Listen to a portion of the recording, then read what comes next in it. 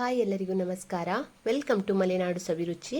ಇವತ್ತು ತುಂಬಾ ರುಚಿಕರವಾಗಿರುವಂತಹ ಹೀರೆಕಾಯಿಂದ ಮಸ್ಕಾಯಿನ ಹೇಗೆ ಮಾಡ್ಕೊಳ್ಳೋದು ಅಂತ ನೋಡೋಣ. ಹೀರೆಕಾಯಿಂದ ತುಂಬ ರೆಸಿಪಿಗಳನ್ನು ಮಾಡ್ಬೋದು, ಅದರಲ್ಲೂ ಮಸ್ಕಾಯಿ ಅಂತೂ ಸಖತ್ತಾಗಿರುತ್ತೆ. ಯಾವಾಗಲೂ ಒಂದೇ ರೀತಿ ಸಾಂಬಾರು ಮಾಡ್ಕೊಳ್ಳೋದಕ್ಕಿಂತ ಈ ರೀತಿಯಾಗಿ ಸಿಂಪಲ್ಲಾಗಿ ಸಾಂಬಾರು ಮಾಡಿಕೊಂಡ್ರೆ ಈ ಮಳೆಗಾಲಕ್ಕಂತೂ ತುಂಬಾ ಚೆನ್ನಾಗಿರುತ್ತೆ. ತುಂಬ ಅಂದರೆ ತುಂಬ ಹೀರೆಕಾಯಿಗಳು ಬೆಳ್ಕೊಂಡಿತ್ತು, ಅಂದರೆ ಸ್ವಲ್ಪ ಎಳೆತಾಗಿರೋದಿತ್ತು. 3 ಹೀರೆಕಾಯಿ ಕರೆಕ್ಟಾಗಿ ಬೆಳೆದಿರೋದಿತ್ತು. ಹಾಗಾಗಿ ನಾನು 3 ಹೀರೆಕಾಯಿನೂ ಕೂಡ ಕಟ್ ಮಾಡ್ಕೊಂಡು ಬಂದೆ. ನನಗಿಲ್ಲಿ ಮಸ್ಕಾಯಿ ಮಾಡೋದಕ್ಕೆ ಒಂದೇ ಹೀರೆಕಾಯಿ ಸಾಕು, ಆದರೆ ಬೆಳ್ಕೊಂಡು ಇದೆ ಅಂತ ನಾನು 3 ಹೀರೆಕಾಯನ್ನು ಕಟ್ ಮಾಡ್ಕೊಂಡು ಬಂದಿದ್ದೀನಿ. ಹಾಗೆ ಈ ಕಪ್ಪಲ್ಲಿ ಒಂದು ಅರ್ಧ ಕಪ್ ಆಗುವಷ್ಟು ಮಸೂರ್ ದಾಲ್, ಹಾಗೆ 1 ಕಪ್ ಆಗುವಷ್ಟು ತೊಗರಿಬೇಳೆನ ತೊಗೊಂಡಿದ್ದೀನಿ. ಇವೆರಡನ್ನು ಚೆನ್ನಾಗಿ 2 ರಿಂದ 3 ಸರಿ ಚೆನ್ನಾಗಿ ತೊಳೆದು ಇದನ್ನ ನೆನೆಸ್ಕೋಬೇಕು.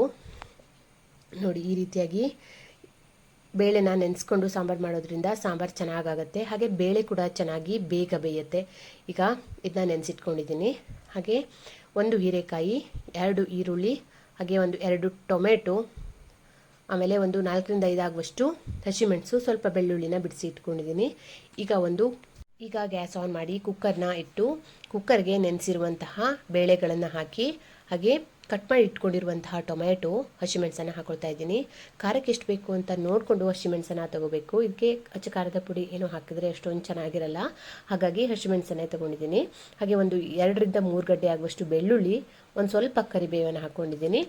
ಹಾಗೆ ಕಟ್ ಮಾಡಿ ಇಟ್ಕೊಂಡಿರುವಂತಹ ಈರುಳ್ಳಿನೂ ಕೂಡ ಸೇರಿಸ್ಕೊತಾ ಇದ್ದೀನಿ.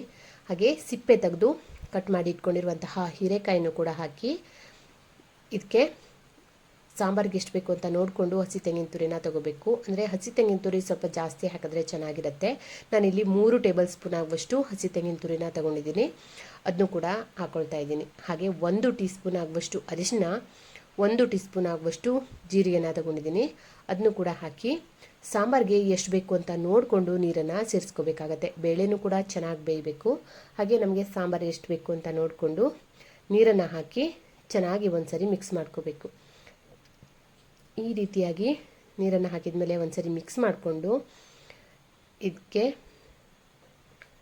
ಒಂದು ಲಿಡ್ಡನ್ನು ಕ್ಲೋಸ್ ಮಾಡಿ 3 ವಿಸಿಲ್ ಹಾಕಿಸ್ಕೊಂಡ್ರೆ ಸಾಕಾಗತ್ತೆ. ನೋಡಿ, ಇದೀಗ ಆಗಿದೆ. ಈ ಥರ ಚೆನ್ನಾಗಿ ಮಿಕ್ಸ್ ಮಾಡಿಕೊಂಡು ಒಂದು ಕುಕ್ಕರ್ ಲಿಡ್ನ ಕ್ಲೋಸ್ ಮಾಡಿ 3 ವಿಸಿಲ್ ಹಾಕಿಸ್ಕೊತಾ ಇದ್ದೀನಿ. 3 ವಿಸಿಲ್ ಆದಮೇಲೆ ಕುಕ್ಕರ್ ಕೂಲ್ ಆಗಿದೆ. ನೋಡ್ತಿರ್ಬೋದು ಎಷ್ಟು ಚೆನ್ನಾಗಿ ಬೆಂದಿದೆ ಅಂತ. ತುಂಬಾ ಚೆನ್ನಾಗಿ ಬೆಂದಿದೆ. ಬೆಂದಿರುವಂತಹ ಬೇಳೆ ಮತ್ತು ಹೀರೆಕಾಯಿ ಎಲ್ಲನೂ ಕೂಡ ಈ ರೀತಿಯಾಗಿ ಚೆನ್ನಾಗಿ ಮಸ್ಕೋಬೇಕು. ಎಷ್ಟು ಸಾಧ್ಯನೋ ಅಷ್ಟು ಚೆನ್ನಾಗಿ ಮಸ್ಕೋಬೇಕಾಗತ್ತೆ. ಈ ಥರ ಮಾಡಿ ಮಸ್ಕೊಳ್ಳೋದ್ರಿಂದ ಸಾಂಬಾರು ತುಂಬಾ ಚೆನ್ನಾಗಾಗತ್ತೆ. ನೋಡಿ, ಈ ರೀತಿಯಾಗಿ ಚೆನ್ನಾಗಿ ಮಸ್ಕೊಂಡು ಇದಕ್ಕೆ ಒಗ್ಗರಣೆ ಕೊಟ್ಕೊಳ್ಳೋದು. ಈ ಥರ ಮಾಡಿ ಚೆನ್ನಾಗಿ ಇದನ್ನ ಮಸ್ಕೋತಾ ಇದ್ದೀನಿ. ಬೇಕಾದರೆ ಸ್ವಲ್ಪ ಬಿಸಿ ನೀರನ್ನು ಹಾಕ್ಕೊಳ್ಬೋದು, ತಣ್ಣಗಿರುವಂತಹ ನೀರನ್ನು ಹಾಕ್ಕೊಳ್ಬಾರ್ದು, ಅಷ್ಟೊಂದು ಚೆನ್ನಾಗಿರಲ್ಲ, ಟೇಸ್ಟ್ ಹಾಳಾಗಿಬಿಡುತ್ತೆ. ಬಿಸಿ ನೀರು ಬೇಕಾದರೆ ಹಾಕ್ಕೊಳ್ಬೋದು. ನೋಡಿ, ಈಗ ನನಗೆ ಕರೆಕ್ಟಾಗಿ ಆಗಿದೆ. ಈಗ ಇದಾಗಿದೆ. ಇದನ್ನ ಸೈಡಲ್ಲಿ ಇಟ್ಕೊಂಡು ಒಗ್ಗರಣೆಗೆ ರೆಡಿ ಮಾಡ್ಕೋತಾ ಇದ್ದೀನಿ. ಒಂದು ಒಗ್ಗರಣೆ ಹುಟ್ಟಿಗೆ 3 ರಿಂದ 4 ಟೀ ಸ್ಪೂನ್ ಆಗುವಷ್ಟು ಎಣ್ಣೆನ ಹಾಕ್ಕೊಳ್ತಾ ಇದ್ದೀನಿ. ಎಣ್ಣೆ ಬಿಸಿ ಆದಮೇಲೆ 1 ಟೀ ಸ್ಪೂನ್ ಆಗುವಷ್ಟು ಸಾಸಿವೆ, ಹಾಗೆ 4 ಎಸ್ಲಾಗುವಷ್ಟು ಬೆಳ್ಳುಳ್ಳಿನ ಬಿಡಿಸಿ ಜಜ್ಜಿ ಇಟ್ಕೊಂಡಿದ್ದೀನಿ. ಹಾಗೆ 1 ಮೆಣಸನ್ನು ಈ ರೀತಿಯಾಗಿ ಕಟ್ ಮಾಡಿ ಇಟ್ಕೊಂಡಿದ್ದೀನಿ. ಈಗ ಸಾಸಿವೆ ಹಾಕಿ ಆದಮೇಲೆ ಬೆಳ್ಳುಳ್ಳಿ, 1 ಒಣಗಿರುವಂತಹ ಮೆಣಸನ್ನು ಈ ರೀತಿಯಾಗಿ ಹಾಕಿ, ಆಮೇಲೆ 1 ಈರುಳ್ಳಿನ ಕಟ್ ಮಾಡಿ ಇಟ್ಕೊಂಡಿದ್ದೀನಿ, ಅದನ್ನು ಕೂಡ ಸೇರಿಸ್ಕೊತಾ ಇದ್ದೀನಿ. ಹೀರೆಕಾಯಿ ಮಸ್ಕಾಯಿಗೆ ಈ ರೀತಿಯಾಗಿ ಈರುಳ್ಳಿನ ಫ್ರೈ ಮಾಡಿ ಹಾಕೋದ್ರಿಂದ ಟೇಸ್ಟು ತುಂಬಾ ಚೆನ್ನಾಗಾಗುತ್ತೆ. ಹಾಗೆ ಸ್ವಲ್ಪ ಕರಿಬೇವು, ಸ್ವಲ್ಪ ಇಂಗನ ಹಾಕಿ ಒಗ್ಗರಣೆ ರೆಡಿ ಮಾಡ್ಕೊಂಡಿದ್ದೀನಿ. ಈ ರೀತಿಯಾಗಿ ಒಗ್ಗರಣೆ ರೆಡಿ ಮಾಡ್ಕೋಬೇಕು. ಹಾಗೆ ಇಲ್ಲಿ ಸಾಂಬಾರಿಗೆ ಉಪ್ಪು ಹಾಕಿರಲಿಲ್ಲ, ಹಾಗಾಗಿ ರುಚಿಗೆ ತಕ್ಕಷ್ಟು ಉಪ್ಪನ್ನು ಹಾಕಿ ಚೆನ್ನಾಗಿ ಒಂದ್ಸರಿ ಮಿಕ್ಸ್ ಮಾಡ್ಕೋಬೇಕು. ನಾನಿಲ್ಲಿ 2 ಟೀ ಸ್ಪೂನ್ ಆಗುವಷ್ಟು ಉಪ್ಪನ್ನು ಹಾಕ್ಕೊಳ್ತಾ ಇದ್ದೀನಿ. ಮೊದಲೇ ಹಾಕ್ಕೊಳ್ಬೇಕಿತ್ತು, ಮರ್ತೋಯ್ತು, ಹಾಗಾಗಿ ಇವಾಗ ಹಾಕ್ಕೊಳ್ತಾ ಇದ್ದೀನಿ. ಉಪ್ಪನ್ನು ಹಾಕಿ ಚೆನ್ನಾಗಿ ಒಂದ್ಸರಿ ಮಿಕ್ಸ್ ಮಾಡ್ಕೋಬೇಕು.